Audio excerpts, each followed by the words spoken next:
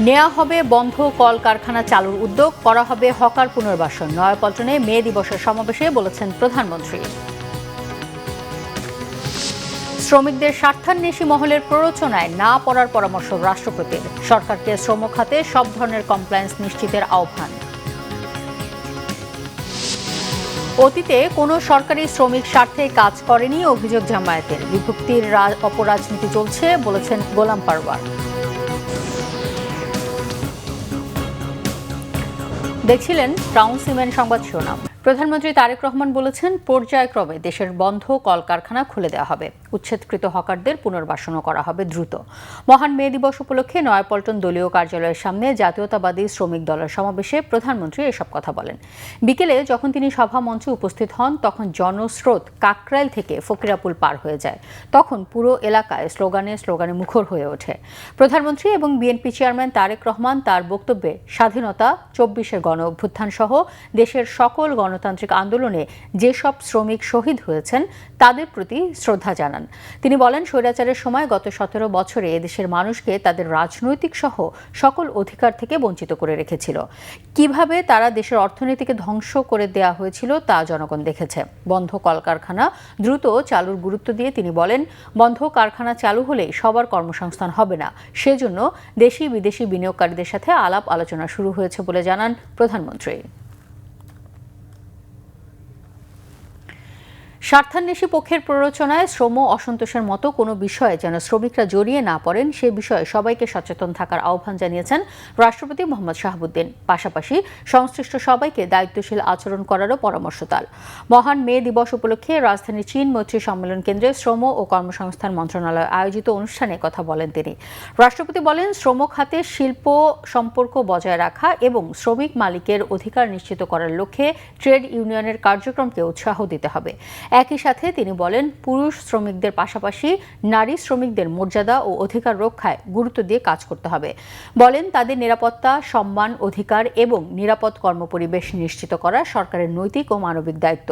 শ্রম খাতে সব ধরনের কমপ্লায়েন্স নিশ্চিত করতে সরকারের প্রতি আহ্বানও জানান রাষ্ট্রপতি। বিদেশে থাকা রেমিটেন্স যোদ্ধাদের অধিকার সংরক্ষণ করতে না পারলে সেরকম দূতাবাস থাকার দরকার নেই বলে মন্তব্য করেছেন জামায়াত আমির ডাক্তার শফিকুর রহমান। আন্তর্জাতিক শ্রমিক দিবস উপলক্ষে রাজধানীর বায়তুল মোকাররমের দক্ষিণ গেটে শ্রমিক কল্যাণ ফেডারেশনের সমাবেশে তিনি এই মন্তব্য করেন। জামায়াত আমির বলেন, বৃহত্তর একটি জনগোষ্ঠীর মর্যাদা উপেক্ষা করে একটি সমাজ কখনো টেকসই হতে পারে না। বিভেদ নয়, মালিক শ্রমিক উভয় পক্ষের মধ্যে সমন্বয় জরুরি বলে মন্তব্য করেন তিনি। রেমিটেন্স যোদ্ধাদের প্রয়োজনে দেশ এবং সরকার যেন তাদের পাশে দাঁড়ায়, সেই আহ্বান জানান তিনি। শ্রমিকদের ন্যায্যতা এবং মর্যাদা যতদিন প্রতিষ্ঠিত না হবে ততদিন লড়াই অব্যাহত থাকবে বলেও মন্তব্য করেন জামায়াত আমির। সংগঠনের কেন্দ্রীয় নেতারা অভিযোগ করেন, অতীতে কোনো সরকারি শ্রমিকদের স্বার্থ সংশ্লিষ্ট কোনো বিষয় নিয়ে কাজ করেনি। অন্তর্বর্তীকালীন সরকারের সময় বাস্তবায়ন হওয়া শ্রম কমিশনের সুপারিশ বাস্তবায়নের আহ্বান জানান বক্তারা। এছাড়া গার্মেন্টস শ্রমিকের ন্যূনতম মজুরি ২৫,০০০ টাকা, বেতন ভাতা সহ নারী শ্রমিকদের মাতৃত্বকালীন ছুটি ৬ মাস, পাট, চিনি কল সহ বন্ধ সকল শিল্প প্রতিষ্ঠান ও কলকারখানা অবিলম্বে চালু করা সহ ১৫ দফা দাবি জানানো হয়। এদিকে শ্রমিক দিবস উপলক্ষে জাতীয় প্রেস ক্লাবে সমাবেশ করেছে বিভিন্ন সংগঠন। সকালে সংক্ষিপ্ত সমাবেশ করেছে বাংলাদেশ নৌযান শ্রমিক ফেডারেশন। শ্রমিকের সর্বনিম্ন মজুরি ৩০,০০০ টাকা ঘোষণা সহ ১০ দফা দাবি তুলে ধরা হয় সেখানে। সমাবেশ শেষে র্যালি করে সংগঠনটি। শোষণ বিরোধী র্যালি করেছে national garments worker federation NGWF। র্যালিটি পুরানা পল্টন, গুলিস্তান ও প্রেস ক্লাব সহ বিভিন্ন সড়ক প্রদক্ষিণ করে। শ্রমিকের মৃত্যু ভয়হীন নিরাপদ কর্মসংস্থান নিশ্চিত ও সম্মানজনক মজুরির দাবি র্যালি করেছে সম্মিলিত গার্মেন্টস শ্রমিক ফেডারেশন ও বাংলাদেশ লেবার কংগ্রেস। নারীদের মাতৃত্বকালীন ছুটি ৬ মাস করার দাবি সংগঠনটির। শ্রমিক অধিকার আদায়ে সাম্রাজ্যবাদী ও পুঁজিবাদী শোষণ, লুণ্ঠন উচ্ছেদ নিয়ন্ত্রণের লক্ষ্য শ্রমিক ঐক্য গড়ে তোলার দাবি জানায় বাংলাদেশ ট্রেড ইউনিয়ন ফেডারেশন। শোষণ বিরোধী এই সমাবেশে গানে গানে শ্রমিকদের দাবি তুলে ধরা হয়। গুলিস্তান মুক্তাঙ্গনে সমাবেশ করেছে ইমারত নির্মাণ শ্রমিক ইউনিয়ন বাংলাদেশ ইনসাব। নির্মাণ শ্রমিকের নিরাপত্তা ও ন্যায্য মজুরি দাবি করে সংগঠনটি। সমাবেশ শেষে লাল পতাকা মিছিল প্রেস ক্লাব সহ বিভিন্ন সড়ক প্রদক্ষিণ করে। একটি অপশক্তি মানুষকে বিভক্ত করার রাজনীতিতে তৎপর বলে মন্তব্য করেছেন জামায়াতে ইসলামের সেক্রেটারি জেনারেল অধ্যাপক মিয়া গোলাম পারওয়ার। কুমিল্লায় মহান মে দিবস উপলক্ষে সকালে শ্রমিক সমাবেশে একথা বলেন তিনি। গোলাম পরোয়ার বলেন, স্বাধীনতার 50 বছর পর পুরনো বিষয় সামনে এনে জাতিকে বিভক্ত করার চেষ্টা করলে সেই জাতি কখনো এগিয়ে যেতে পারে না। বর্তমান সংসদের অধিকাংশ এমপি তরুণ, যাদের অধিকাংশের জন্ম স্বাধীনতার পর। তাদের স্বাধীনতা বিরোধী বা রাজাকার আখ্যা দিলে জনগণ তা গ্রহণ না করে উপহাস করে বলে জানান সেক্রেটারি জেনারেল। সিলেটে নির্বাচনী প্রতিশ্রুতি অনুযায়ী নেওয়া উন্নয়ন পরিকল্পনার অগ্রগতি প্রধানমন্ত্রীর আগামীকালের সফরে স্পষ্ট হবে জানিয়েছেন বাণিজ্যমন্ত্রী খন্দকার আব্দুল মুক্তাদির। সিলেট জেলা স্টেডিয়ামে নতুন কুড়ি স্পোর্টসের ভেন্যু পরিদর্শন শেষে সাংবাদিকদের একথা বলেন তিনি। মন্ত্রী বলেন, নির্বাচনের সময় দেওয়া প্রতিশ্রুতির আলোকে সিলেট অঞ্চলের অবকাঠামো, যোগাযোগ ও ক্রীড়া খাত সহ বিভিন্ন ক্ষেত্রে উন্নয়ন কার্যক্রম এগিয়ে নেওয়া হয়েছে। এসব উদ্যোগের সার্বিক চিত্র প্রধানমন্ত্রীর সফরের সময় জনগণের সামনে তুলে ধরা হবে। বাণিজ্যমন্ত্রী বলেন, তারেক রহমানের আগমন সিলেটবাসীর জন্য আবেগের। দীর্ঘদিন মানুষের পছন্দের সরকার প্রতিষ্ঠার আন্দোলনে বিএনপির নেতাকর্মীরা নানা ধরনের নির্যাতনের শিকার হয়েছেন উল্লেখ করে বলেন, অনেকেই গুম ও হত্যার মুখোমুখি হয়েছেন।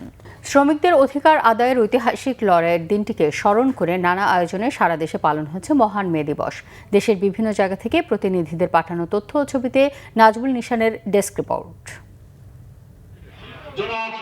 বিশ্বব্যাপী শ্রমজীবী মানুষের আন্দোলন ও সংগ্রামের স্বীকৃতির দিন উপলক্ষে আলোচনা সভা হয়েছে ঝিনাইদহের শৈলকুপায়। এতে উপস্থিত ছিলেন আইনমন্ত্রী মোহাম্মদ আসাদুজ্জামান। তিনি বলেন, জুলাই সনদ বাস্তবায়নে যা দরকার বিএনপি সেটাই করবে। মে দিবস উপলক্ষে র্যালি হয়েছে নাটোরে। এতে উপস্থিত ছিলেন হুইপ অ্যাডভোকেট রুহুল কুদ্দুস তালুকদার দুলু। তিনি বলেন, বিএনপির 31 দফায় বাংলাদেশের শ্রমিকের ভাগ্য পরিবর্তনে অনেক গুরুত্বপূর্ণ পদক্ষেপ রয়েছে। সকালে চট্টগ্রাম জেলা শিল্পকলা একাডেমির সামনে থেকে জেলা প্রশাসন একটি শোভাযাত্রা করেছে। শোভাযাত্রার নেতৃত্ব দেন ভূমি এবং পার্বত্য চট্টগ্রাম বিষয়ক প্রতিমন্ত্রী ব্যারিস্টার মীর মোহাম্মদ হেলাল উদ্দিন। আলোচনা সভা ও শোভাযাত্রা হয়েছে রাজশাহীতেও। সভায় বক্তব্য রাখেন বিএনপি বিভাগীয় সাংগঠনিক সম্পাদক শাহিন শওকত, রাজশাহী সিটি কর্পোরেশনের প্রশাসক মাহফুজুর রহমান রিটন সহ বিএনপি নেতাকর্মীরা। দিনটি উপলক্ষে আলোচনা সভা হয়েছে ধামরাইয়েও। সকালে গোপনগর রাস্তার পাশে এতে বক্তব্য রাখেন সংসদ সদস্য তমিজউদ্দিন। উপস্থিত ছিলেন স্থানীয় নেতাকর্মীরা।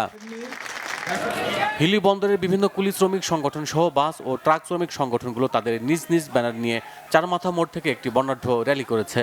পরে আলোচনা সভা হয়েছে শ্রমিক দলের আহ্বায়ক রেজাউল করিমের সভাপতিত্বে। বিভিন্ন শ্রেণী পেশার অংশগ্রহণে খুলনায় সকালে রেলওয়ে স্টেশনের সামনে থেকে একটি বর্ণাঢ্য র্যালি বের করা হয়। র্যালিটি নগরীর বিভিন্ন সড়ক প্রদক্ষিণ করে। পরে আলোচনা সভা হয় শিল্পকলা একাডেমিতে।